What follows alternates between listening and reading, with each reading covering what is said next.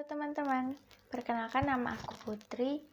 Di video kali ini aku bakalan menceritakan sedikit pengalaman aku mencari dan mendaftar vaksin di Yogyakarta.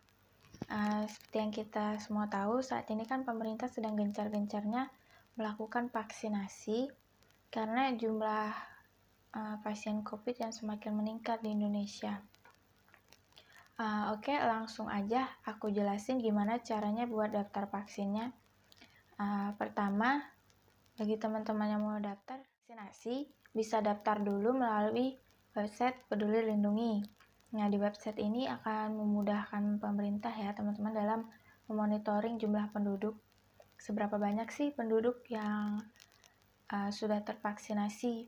Nah, kemudian di website ini juga nanti akan diterbitkan sertifikat ketika teman-teman sudah melakukan vaksinasi nih teman-teman.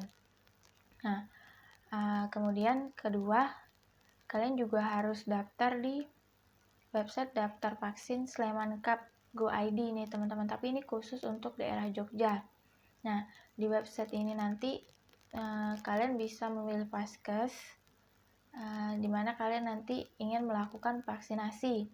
Setelah kalian daftar, nanti kalian tunggu dan nanti akan muncul nomor antrian beserta jadwal vaksinasi dari vaskes yang sudah kalian pilih teman-teman.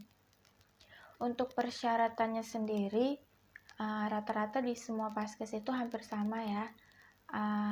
Pertama itu kalian harus nyiapin KTP, kemudian ada surat domisili dan bukti pendaftaran di kedua website yang udah aku sebutin tadi. Bisa bukti berupa screenshot ya teman-teman. Nah, aku mau sedikit cerita nih teman-teman pengalaman aku saat mendaftar vaksin di Jogja. Karena kebetulan aku bukan domisili Jogja. Jadi bagi non-domisili Jogja ini lumayan susah teman-teman, karena rata-rata di setiap vaskes itu hanya menyediakan 30 sampai 50 kuota per harinya. Nah, untuk aku sendiri, selain daftar di website daftar vaksin Sleman Cup Go ID, aku juga cari-cari info nih teman-teman di rumah sakit lain. Nah, kebetulan aku dapat info kalau di rumah sakit PKU Muhammadiyah Jogja itu mengadakan vaksinasi bagi non-domisili dengan kuota 50 per hari. Nah, di situ kemudian esok harinya setelah dapat informasi itu, aku langsung datang ke sana nih teman-teman. Aku datang itu subuh jam 4. Nah, aku datang ke sana ternyata kuota sudah penuh. Kemudian esok harinya aku datang lagi ke sana teman-teman. Aku datang lagi ke sana itu jam 2 atau jam 3 aku sampai sana ternyata sudah penuh lagi teman-teman. Hari ketiga aku datang ke sana lagi, itu aku datang lebih awal teman-teman. Aku datang jam 10 malam. Aku nunggu di sana ngantri sampai subuh, ternyata nggak dapat juga teman-teman. Setelah 3 kali nih gagal di rumah sakit tersebut, akhirnya aku pindah lokasi. Nah, kemudian aku dapat info bahwa di Puskesmas Depok 2 itu juga membuka vaksinasi bagi non-domisili. Nah, kemudian aku datang ke sana subuh jam 5 itu antrian sudah panjang teman-teman. Nah, ternyata di Puskesmas Depok 2 ini gak dapat lagi teman-teman. Kemudian setelah selang seminggu gak ada daftar-daftar di tempat lain lagi, dapat info lagi kalau di AAU ternyata melakukan vaksinasi massal dengan kuota 1000 per harinya. Nah, untuk vaksinasinya sendiri itu diadakan di Gedung Serbaguna Adi Sucipto. Kemudian aku coba datang. Aku datang itu pagi jam 8, sudah banyak yang ngantri. Nah, ternyata bagi yang non-domisili harus mengurus surat ke kelurahan dulu nih teman-teman. Nah, kemudian aku pulang, cek-cek di IG, ternyata ada yang lolos teman-teman, non-domisili dengan menggunakan KTP aja nih.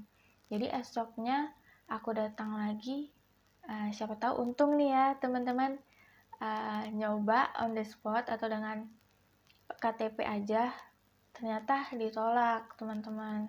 Nah, setelah 6 kali gagal di 3 tempat yang berbeda, akhirnya aku dapat info lagi nih teman-teman. Aku ikut pendataan di komunitas KMHDI Jogja.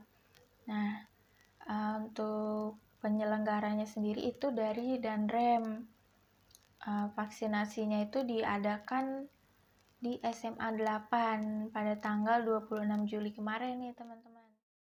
Oh iya teman-teman, sebelum kalian vaksin itu diharuskan untuk makan terlebih dahulu ya, dan usahakan tidur yang cukup.